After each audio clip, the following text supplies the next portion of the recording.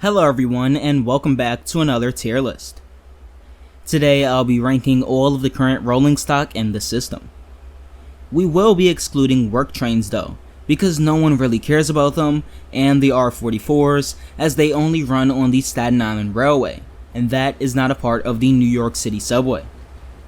After my unsuccessful attempt at trying to catch the Yankees Lovie and train of many colors yesterday, I decided to make this because I'm upset and yeah. Before we get into things though, I would like to remind all of you that these are my opinions, and if your feelings are hurt, then that's on you. Anyway, like, subscribe, and let's get straight into things. So, first we'll be starting with the oldest rolling stock in the system, which is the R46s.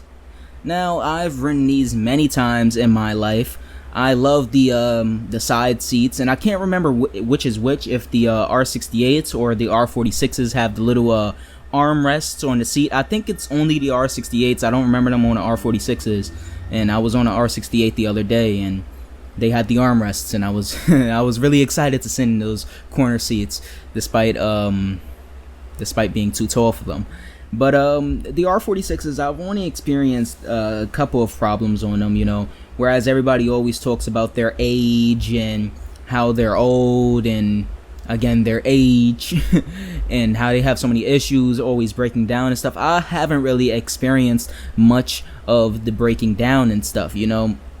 I do have one story. I was on an A train coming back from filming the Broad Channel Least Used Station video, and between, I think it was Liberty Avenue, the other least used station for the C line, between Liberty and Broadway Junction, our train, I think it had its emergency brakes activated because it just stopped dead in the tunnel. We was there for like an hour, and they had gotten things back up and running relatively quickly,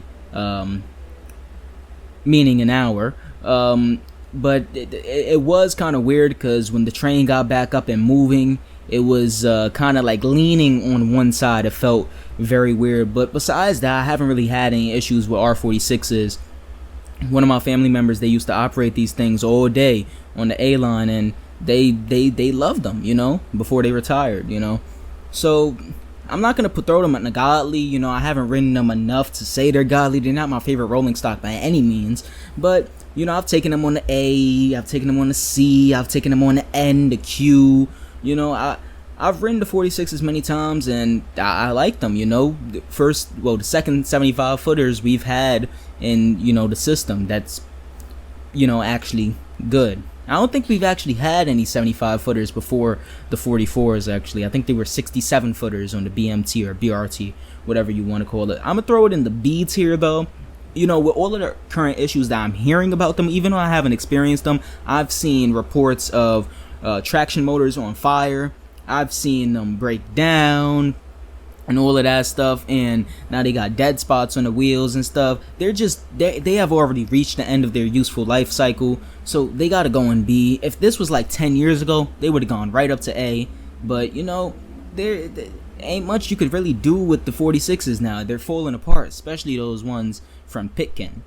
But moving on, we got the second oldest rolling stock, the R62s. Now this is my favorite, second favorite rolling stock in the system. We'll get to my favorite later on. But the R62s, I've ridden the 62As many times, but the 62s, they've been like one of my least used rolling stock. Mystic Transit's least used rolling stock, the R62s. Well, actually, it might be the 188s, but whatever. But the 62s, they're fast. They're made by Kawasaki, so that already gives them an edge over everything else. And they run on the Red Rocket, the 3 line, Whereas everybody always talks about, the 3 line's slow in Brooklyn, and it gets stopped at Rogers Junction and Franklin Avenue, and there's interlining with the 2, and there's interlining with the 4, and this and that. The 3 has some issues, but once you get into Manhattan after Chambers Street, man, it is over. Chambers Street to 14th Street, 14th Street to 42nd and 34th, up to 72nd and 96th. It smashes through those areas. Definitely got to go. And either godly or A tier. I haven't had any issues with the 62s. Never broke down, never got stopped in the middle of the tunnel. The 62s are fire, you know. The only thing I would say could be improved with the 62s is, you know, get them doors fixed. You know, it's very easy to kick through the doors of the R62 and R62A, and a lot of kids do that. That's how they get into the cabs and stuff. Now, I do not encourage this. Don't go and do it. I swear to God. I will report you like I reported those 3 kids at Smith 9th Streets earlier today. And you'll understand what I was talking about if you're in my Discord server. The link is down below. But the R62 is great besides kicking through the doors and stuff. You know, the doors are too fragile, and it kind of poses a security risk for operators and conductors. But other than that, you know, it's great. You know, I kind of wish that they would stay for longer, but soon they're going to be replaced by the R262s. Even though it's not for like another 8 years, you know, they are reaching the end of their useful life. I think they're turning 40 next year. They were introduced in '83, so you know they're nearing the end, unfortunately. Moving on to the 62As though. Now I think this is my most used rolling stock right here. You know, the 6 line, the 1 line, all of that. I love the 62As, right? But they're used so much more than the 62s, and they run on more heavily used routes. Of course, you know, the 3 runs basically as a shuttle late nights, so the 62s get time to rest. The 62As do not. Nighttime hits, and the 1 and the 6 are still running their full schedules. Well, not full schedules, but full routes. And that just leads to a lot of mechanical failures on the 62As because they don't get a lot of maintenance time. They don't get a lot of time to rest. They're always on the tracks, you know.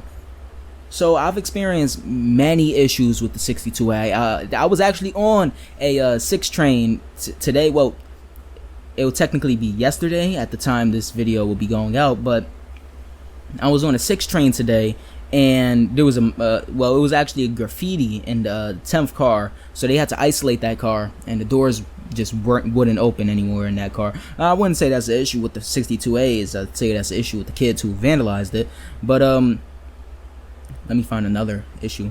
Damn, the one time I try and think of an issue I had with a 62A, I can't think of anything.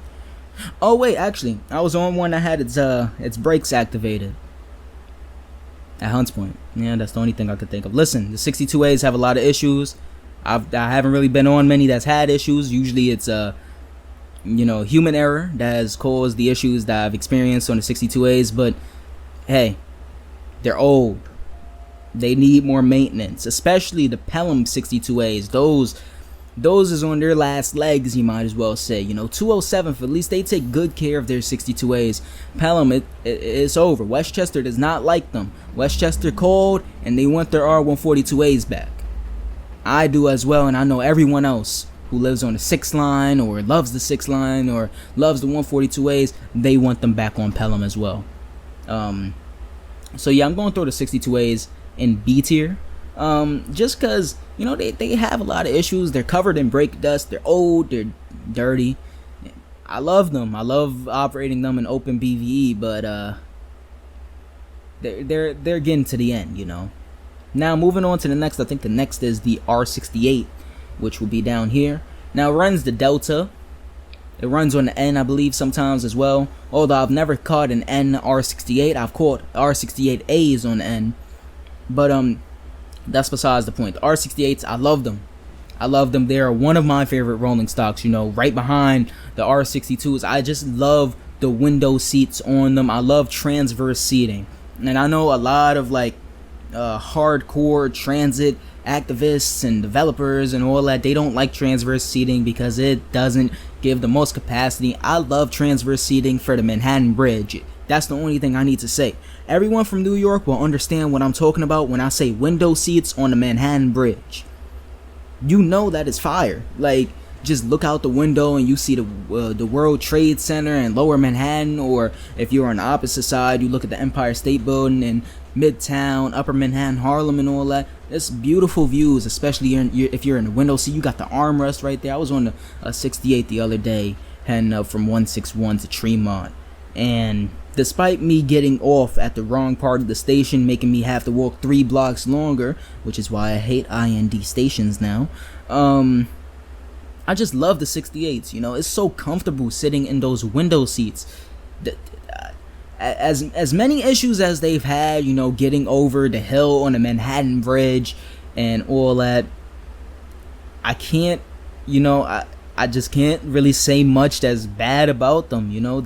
They're great. They're comfortable to be in. They're cozy. They do the little swaying motion going over the Manhattan Bridge and on Central Park West.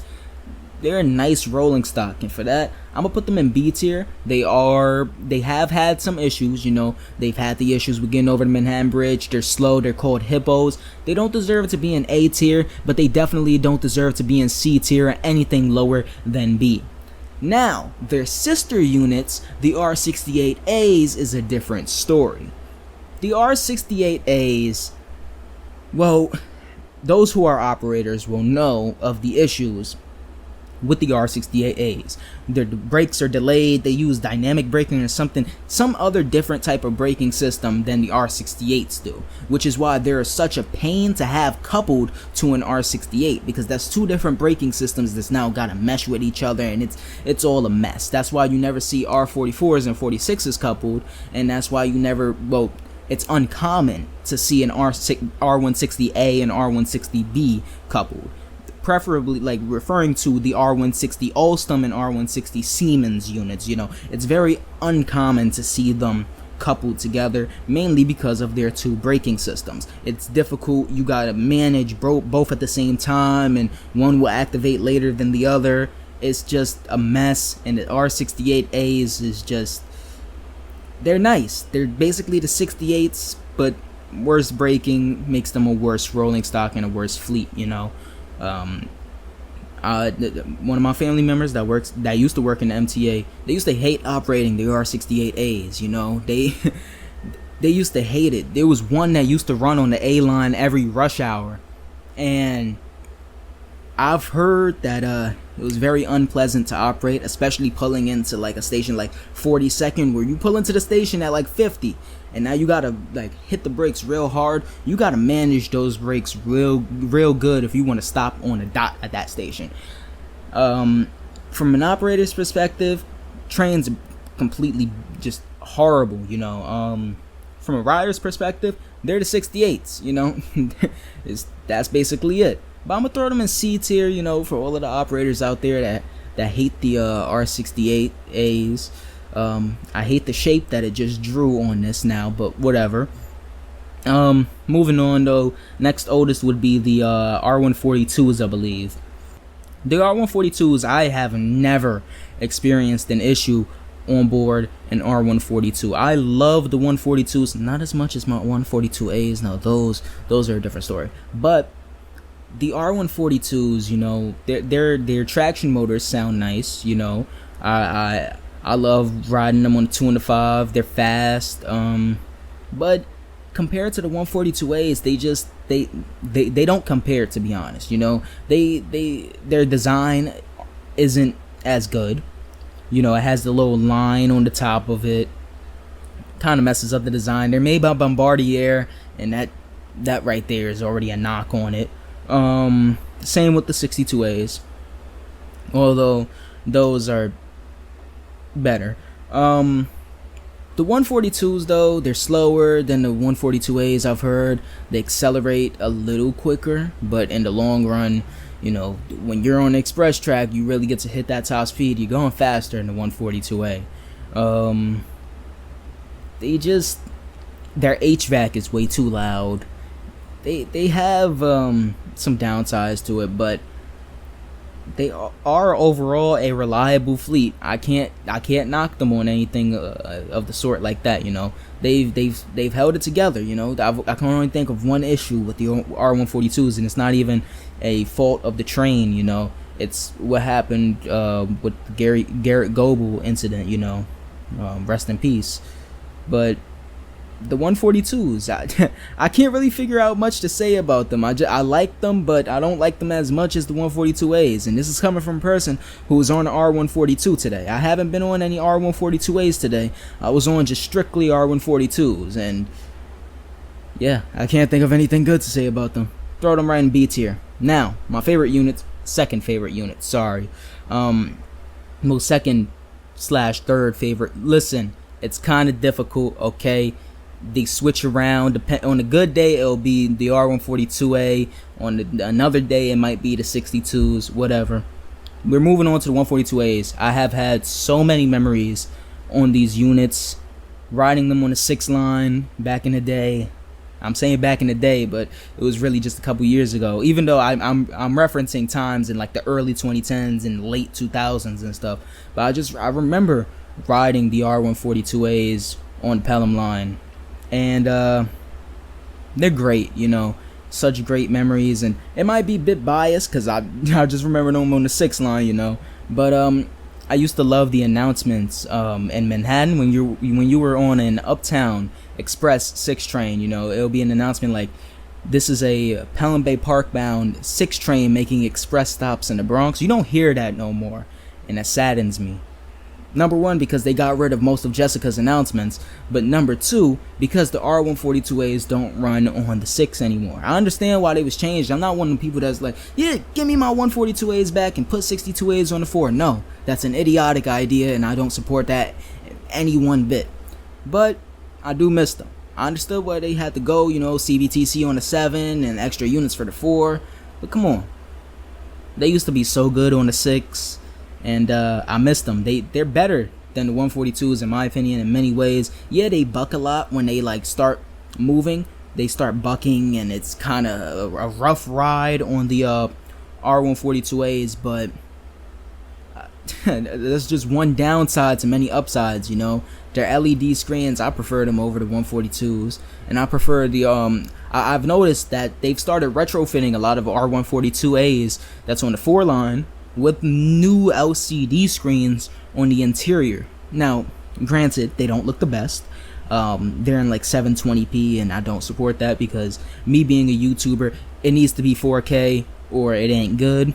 Even though this video is probably just gonna go up in 1440p, but still. Just the 142As, they I can't wait for their midlife overhauls. I know I'm getting off track, but I just love these units, you know. I might sound like a foamer. Trust me, I'm not. I'm a rail fan. All you foamers out there, I do not support you. Please, stop breaking into cabs. And stop changing those goddamn road signs. I'm throwing a picture up on screen right now of a shuttle I saw today. Stop changing the goddamn road signs, please. Train crews get in trouble for this. Please. But anyways though, 142As, great. Traction motors sound beautiful, amazing. I love them. We're about to get to the 143s. I've gone on with the 142As for long enough. They're going up into the godly tier. Period. 143s. On the L line, I've ridden them like 3 times, so I can't speak much for them. I hate the Supreme ads on them. I'ma say it right now. I love the side of them. I hate the front of them. Why would you paint the front of the R143s red? It does not fit. Please, if you bring back the Supreme ads, just keep it black. Black and red go together. Red and red does not. Well, on a train, it does not. Do you see the London Underground? I shouldn't bring that up as a reference because they do use red on the front. But still, that's besides the point. The R143s, they sound great. I hate the screens on the interior of the R143s because just... why are they still on the 2001 ads? Can somebody please find the code to change them to something else? It's showing me ads about the Metro card when Omni is coming in. It makes no sense. And I hate the storm doors on the R143s. I'm going on a rant about them, but I hate the storm doors on the R143s. Why would you have a single storm door at the end of the car instead of double storm doors like the other NTTs? It's triggering. I hate it. Moving on. 160s, right? I love them.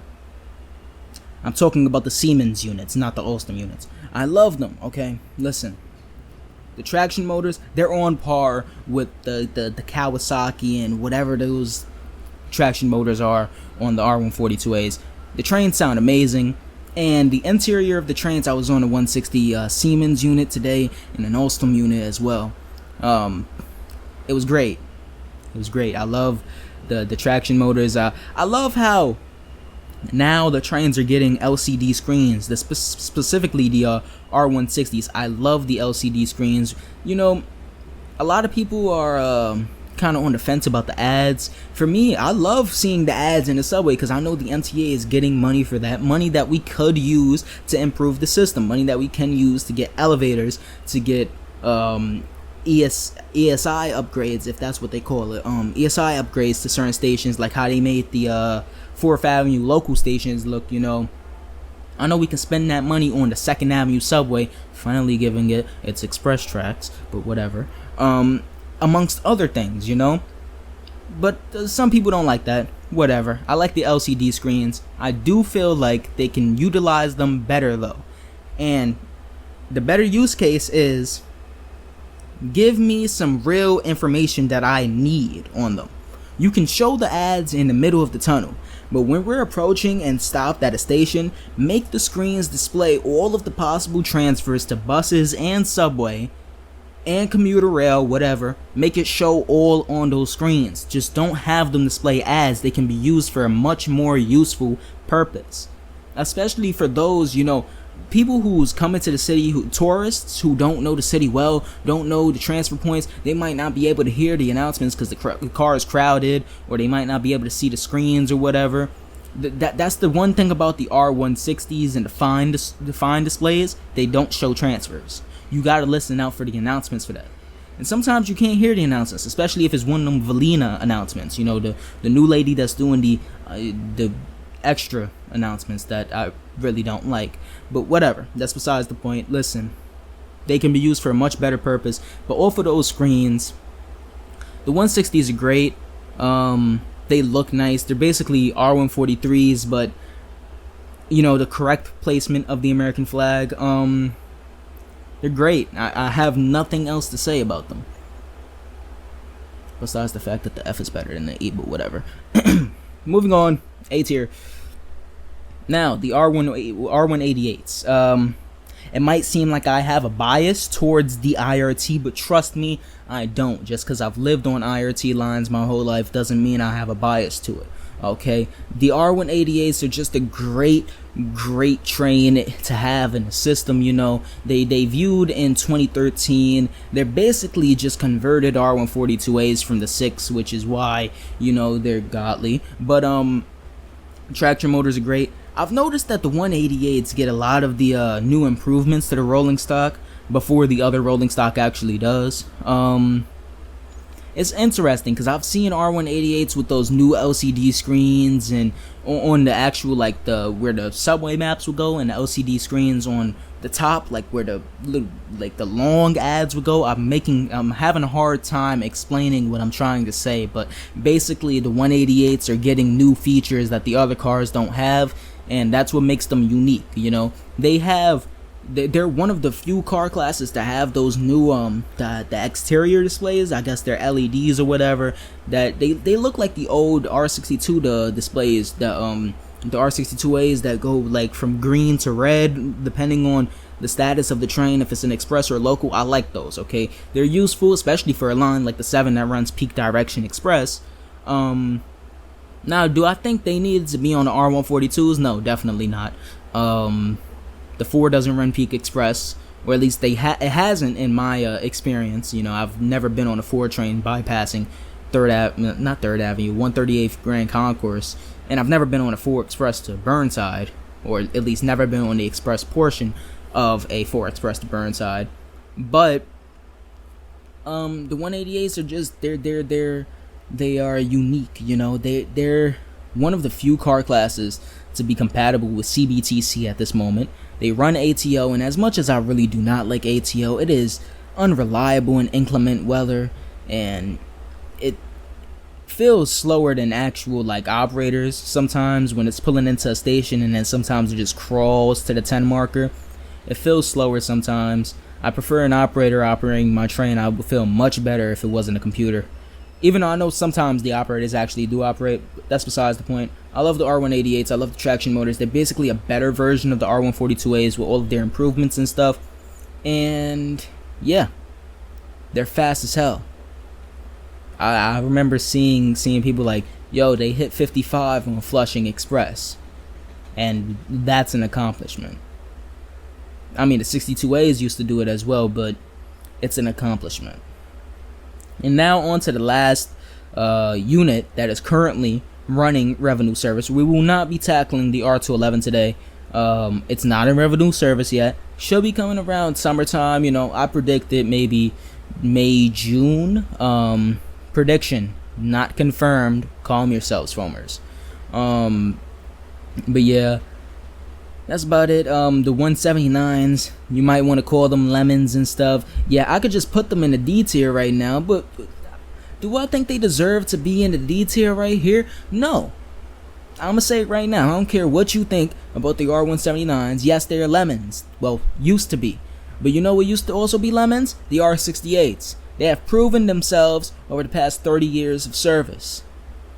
The R179s over the past year of service have proven themselves. I've been on many R179s in the past year, on the J line, on the A line, on the C line.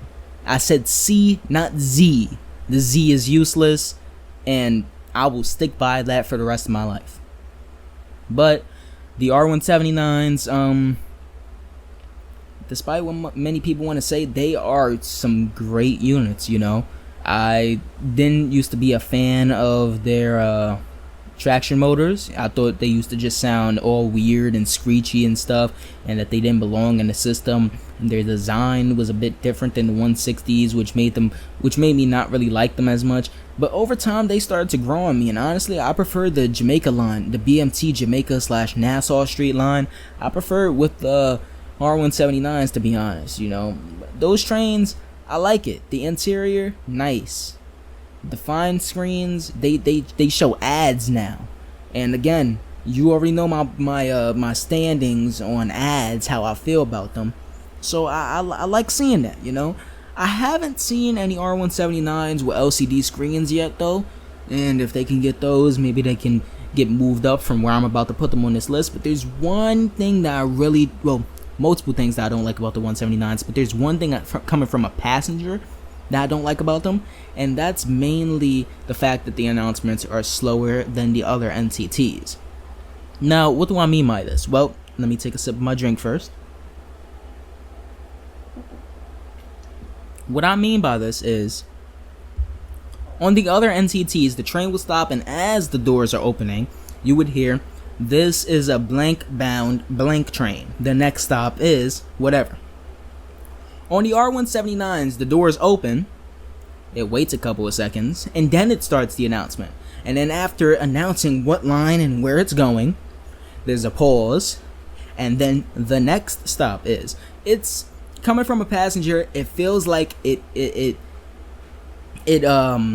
increases dwell time at the stations, basically. You're removing my precious seconds, and at each station, 3 seconds lost will eventually turn into a minute.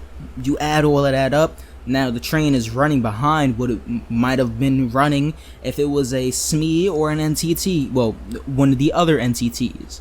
It's just a little thing coming from a passenger. But coming from an operator's perspective, I've heard from multiple operators, including one of my family members, they used to operate these on the A. They're uncomfortable, okay? Coming from an operator's perspective, it's uncomfortable to hold the handles on the R179s, and, the speedometer has a weird placement. It's on the top of the whole master control board, and by the top, I mean, like, you have to actually look up to see the speedometer. Unlike the R160s, where the speedometer is like within, your peripheral vision, the R179s, you have to like really look up, and that takes your eyes off of the track. You might be approaching a timer signal, and you might be trying to check your speed, and that could cause a couple of issues with the timer signal coming up. So that is a major issue with the R179s, and I don't know why they raised the speedometer up. I don't know why Bombardier did it. And then the other thing, now this is a conductor, like from a conductor's perspective, the window latch kind of digs into your chest when you're trying to look out the window, to close the doors and make sure no one's being dragged. Now, over the course of a 2-hour run on one line, that can start to become uncomfortable. And just come on. We should be prioritizing the comfortability of our operators and our transit workers a little bit more than what we should be prioritizing for the customers. You know, I feel like the operators who are on these trains kind of risking their lives every day, they should be, you know, thought about a little bit better. You know, they should have input into how these certain trains are designed, you know. And I think the 179s is an example of why they need to be involved in the designing of some of these trains. But whatever, we know the MTA is never gonna let them, you know, take operator feedback or anything like that, so might as well just leave it alone on that right there. But let's talk about some of the issues they had in the past, because we can't just talk about all of the pros and stuff about the R1 pros and cons of the R179s like right now, instead of talking about what happened with them in the past. Now, when they first got to the system, I remember hearing something about hull issues or something like that. When the hulls was cracked, I felt like we was having an R44 incident all over again.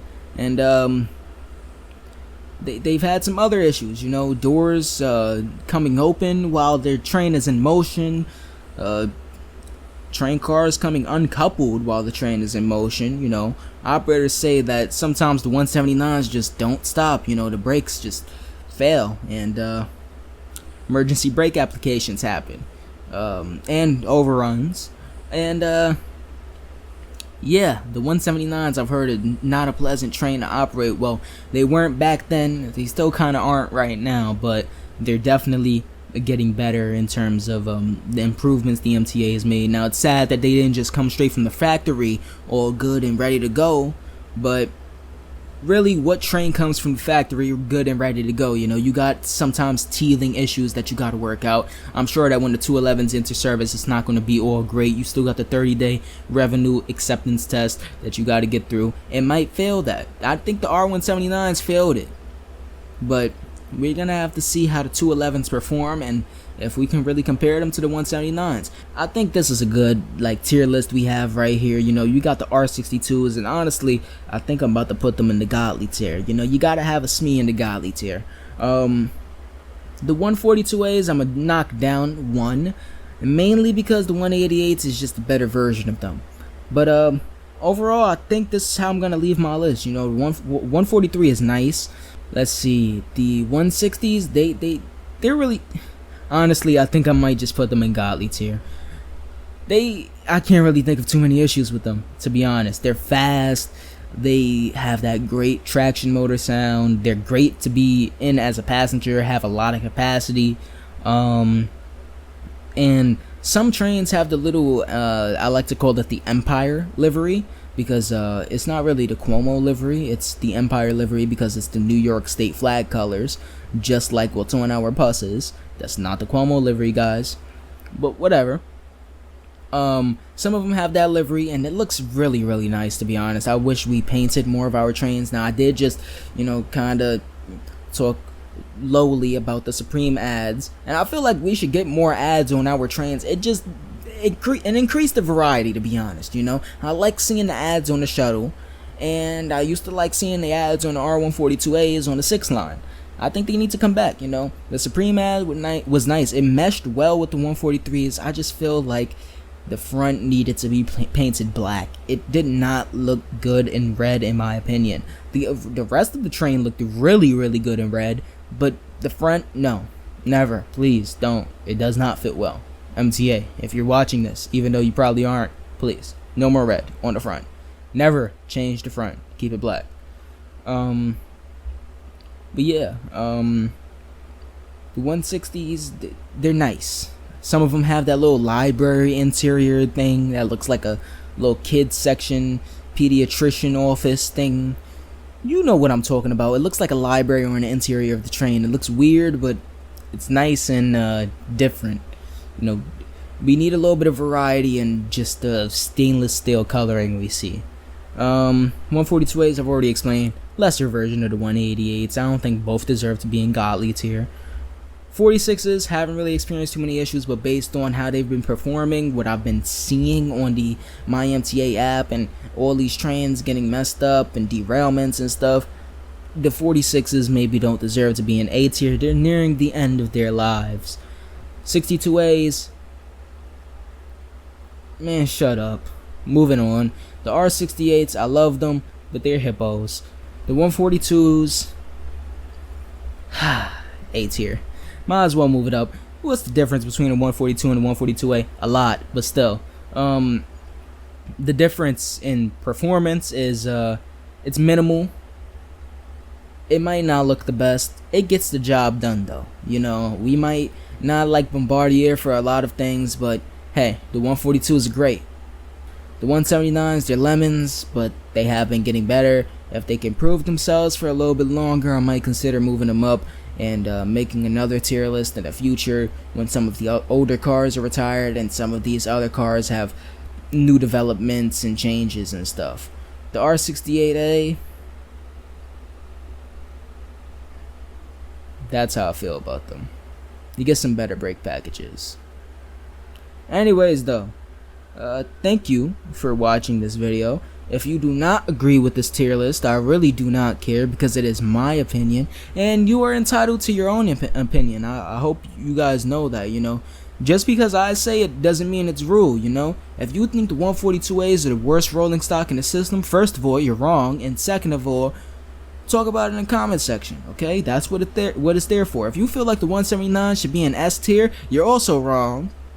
But talk about why you feel like that, and I can explain to you why you're wrong. If you feel like the R68A should be in godly tier, you're wrong again. And I will not comment, I will not reply to your comment because you're just blatantly wrong. And you should know that. I hope you know that. If you feel like the R46s should be in godly tier, you can definitely make a case for that. And I definitely know that there are going to be some comments down there talking about why the 46 is godly. And another train, which I feel like y'all are going to comment about being in godly tier, is that R62. But hey, it absolutely hauls on 7th Avenue Express, and you cannot deny that. Anyways though, to all you foamers who do not like this video, that's great. Stop watching this channel then. And to all of you who are loyal subscribers and actually agree with my, you know, rankings and stuff, or don't agree and wish to talk about it, thank you for watching this video. I really appreciate it. Anyways though, that's about it. I'm gonna go cry now for not catching the IRT Lovey and Train of Many Colors. So yep, peace.